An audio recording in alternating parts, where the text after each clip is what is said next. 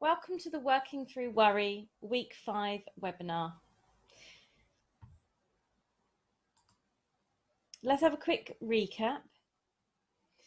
So we've been looking at the various types of thoughts that we get and recognizing worry, that worry is in the future or in the past.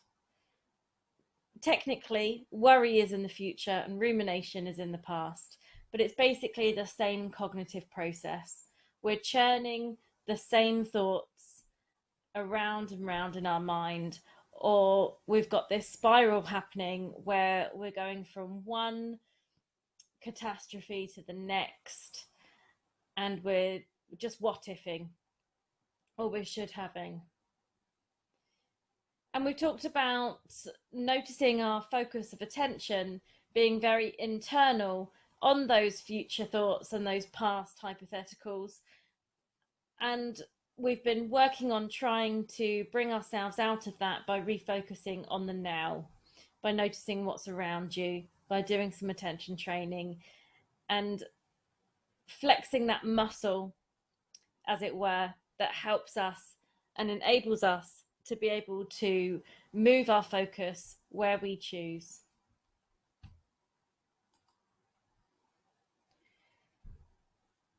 One of the main problems with worry, when we get caught up in these what ifs, is the uncertainty of a situation. So if we know what's going to happen, it's quite likely we're not going to have what if thoughts about it.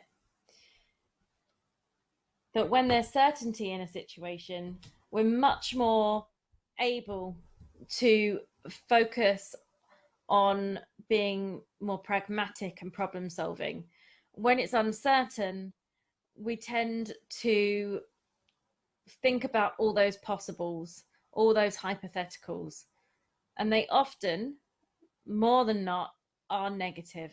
And we're going to come back on that in a second. So I want you just to take a moment to think about what other situations in your life are uncertain that you can tolerate. Are there areas of uncertainty that do feel all right for you? Perhaps you've always been the type of person who struggled with uncertain situations, always been a bit of a worrier.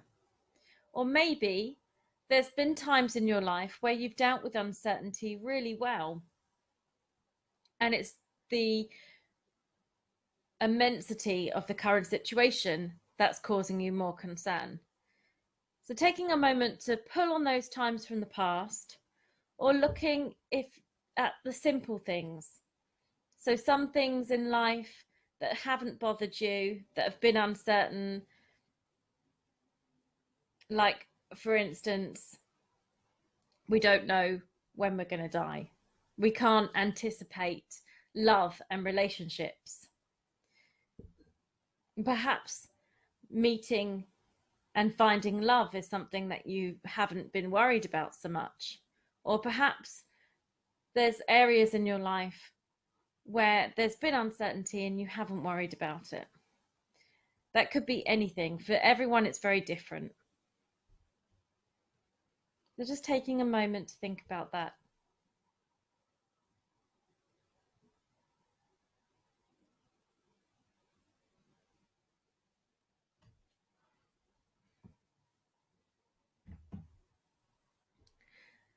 There's a worksheet within the course that you'll find to help you look at uncertainty. And once we can notice the areas of uncertainty in our life that we do tolerate, that can enable us to move those same opportunities over to other areas that are a bit more of concern. Usually the areas more of concern are the ones where we actually value more, the ones that we hold closer to our heart. And so it's harder to tolerate that uncertainty because it means more. So understanding yourself, understanding what your values are in life can often help you to recognize areas where you're feeling uncertainty is more unsettling.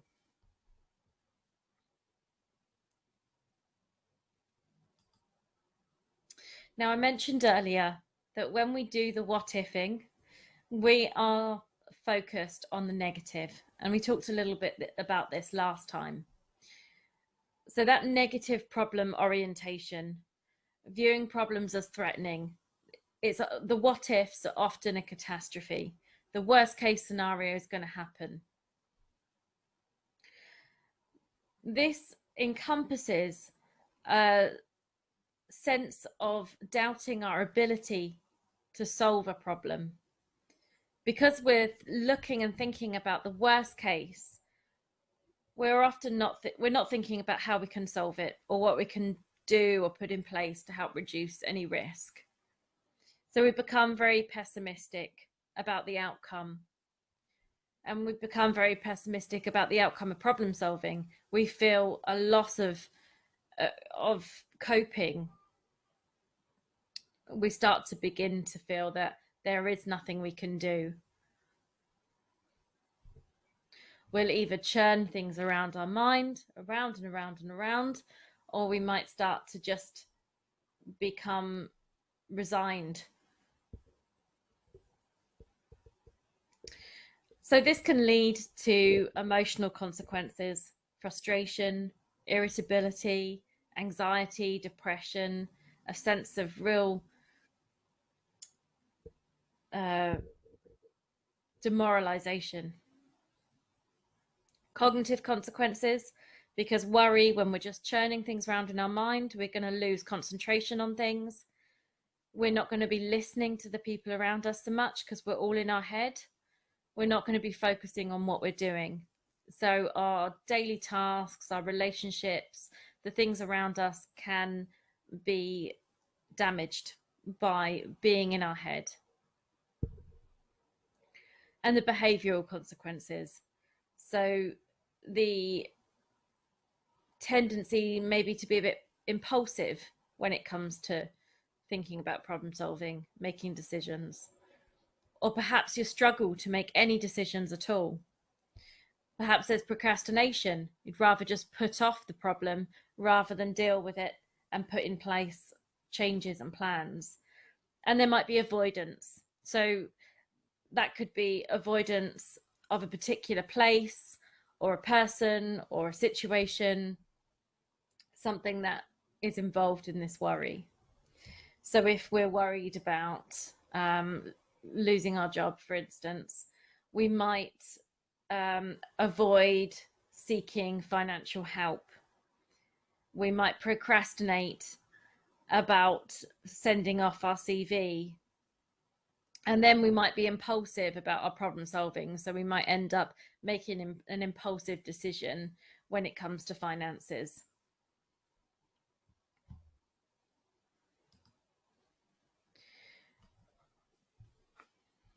So here we've got a continuum, and a lot of things in life we can put on a continuum, we can put on a scale. And if we view uncertainty as threatening and we're trying to constantly plan and create certainty by churning all these thoughts in our mind and trying to find every eventuality in life, we're likely to believe that problems are abnormal. If I plan for everything and reduce all uncertainty in my life, no problems should ever arise. That's quite unrealistic. So those of us who tend to be long-term worriers may well have that type of concept fixed in our mind. Others who are finding that this is the first time they've been more worried, and that's because of massive changes in your life, you're still likely to have a tendency to see things in a very all or nothing fashion, because we have a tendency to do that, particularly when we're vulnerable and we're stressed. So one difficulty associated with viewing problems this way is that we'll spend a great deal of energy trying to avoid problems rather than dealing with them. As we're trying to eliminate uncertainty, which is pretty impossible, Having to deal with problems is a normal and unavoidable part of life.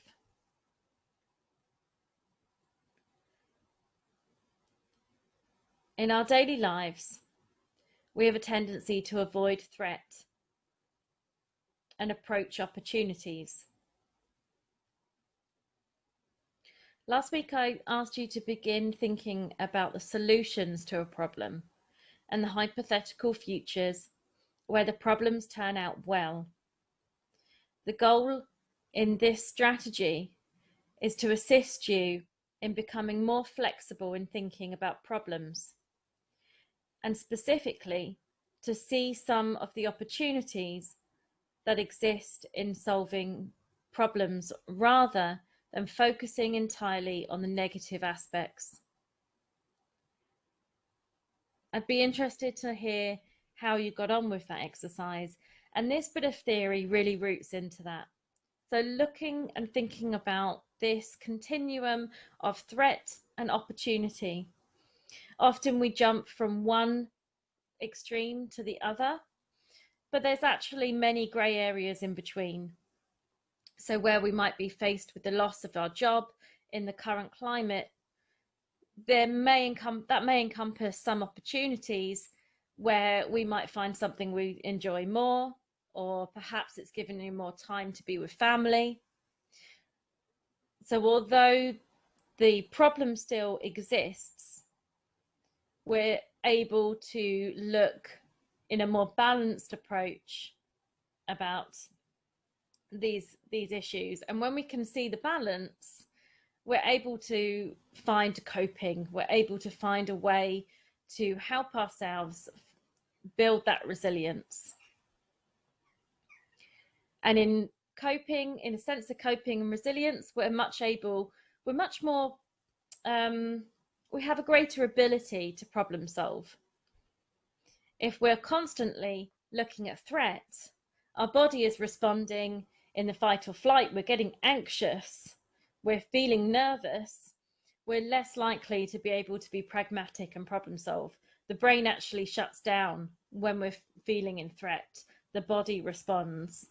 So the more we're able to balance that with the potential opportunities or solutions in this problem, we're able to bring that threat response down in our bodies, which actually allows us to open our mind and find more ability to problem solve and deal with the issue at hand.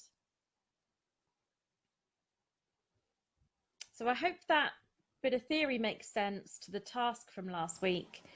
And as I say, this week we've got a task in looking at uncertainty and building on that ability to look at the balance in a problem and bring that negative orientation to a more fluid and flexible approach.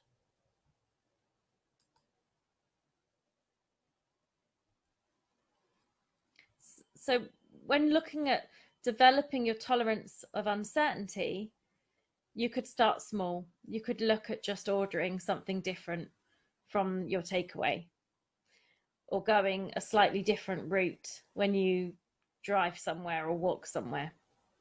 You could, if you wanted to, develop a hierarchy. So think about the things that you find uncertain, and you can put them into an order from the most difficult situation that's uncertain to deal with to the easiest. When you're looking at the small things, the simple things in life, that could be anywhere from ordering something different at a takeaway to buying some clothes online that you haven't tried on yet. And just building your tolerance to that uncertainty, that can often help you as well to look at the balance in taking risk. We take risk in everyday life. So when we're looking at problems, and we're always, if I was to go back to that other screen, we're on that line where we're always looking at threat, then we're very likely to be worried about taking any kind of risk. So a small everyday uncertainty in buying something different at a takeaway, if we always view that in the negative orientation, where it's a possibility, it's a likelihood we might buy something that we don't like, and then we've wasted money. So perhaps that line of thought, when that's very strong in our mind, we're not going to take the risk of trying something new. The opportunity in that might be that we find something we really love, and actually that becomes a favorite. And in trying things new, we're experimenting with our palates, and we're building our cultural awareness for different foods. So we're on that scale. We're there looking at the other end of the scale, and there's plenty of different places in between. So there's times when you order something that you don't know, and okay, you don't love it, but it's edible. So, there's an area in between too. So looking at the ways in which, if you do have a tendency to be very intolerant of uncertainty, you can chip away at that by developing a bit of a hierarchy in terms of some of the small things that you do in life, where you could just build your tolerance to uncertainty, and in such also building your repertoire of more evidence of the grey areas on that continuum. If worry is something more new to you because of the current crisis, then there might be areas from your past that you can pull on. Times when things have been uncertain in the past. Times that you can think of where uncertainty has been all right, and you found yourself somewhere else on that continuum, perhaps not on one end or the other.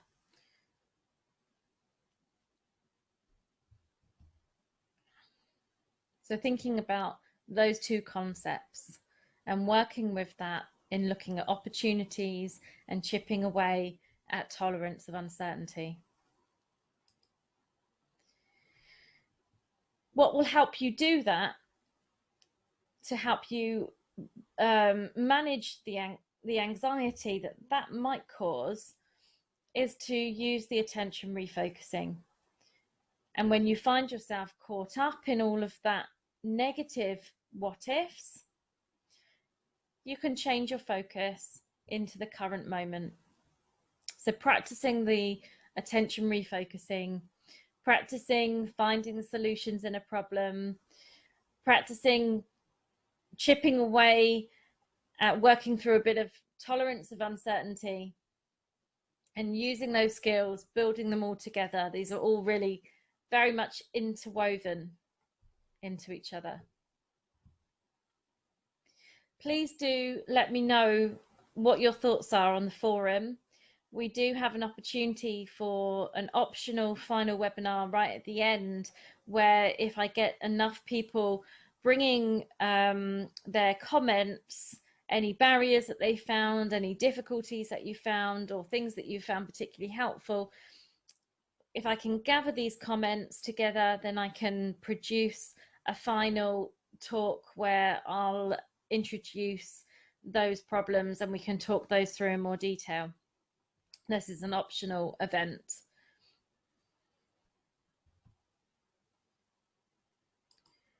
Okay. On the subject of barriers, what the new information that I'd like to bring in to the course today is looking at some positive beliefs in worry. So I've added a worksheet to the course where you can look at identifying any positive beliefs in this process. So sometimes people view worry as a protective mechanism. We might have a positive belief that in worrying we're protecting ourselves, or we're almost preventing the bad thing from happening. Or sometimes we might view that we're thinking about all the bad things that could happen, so we're able to then manage that in some ways. We're churning over all this information in a protective fashion. Now, you might not have some beliefs, there's a worksheet there that will help you unpick that and see if there is something behind all your worry. And if you do find that there is a positive belief there, you can then go on to the next worksheet, which looks at accessing the evidence. So we're going to take this belief to court. And you can then judge the pros and cons as the witnesses in the courtroom, and you can give your personal statement towards it as well. And then you can develop from there your own balanced solution and new understanding. So having unpicked that and worked with that, you can then use your answers to create a more flexible and balanced solution that will work for you.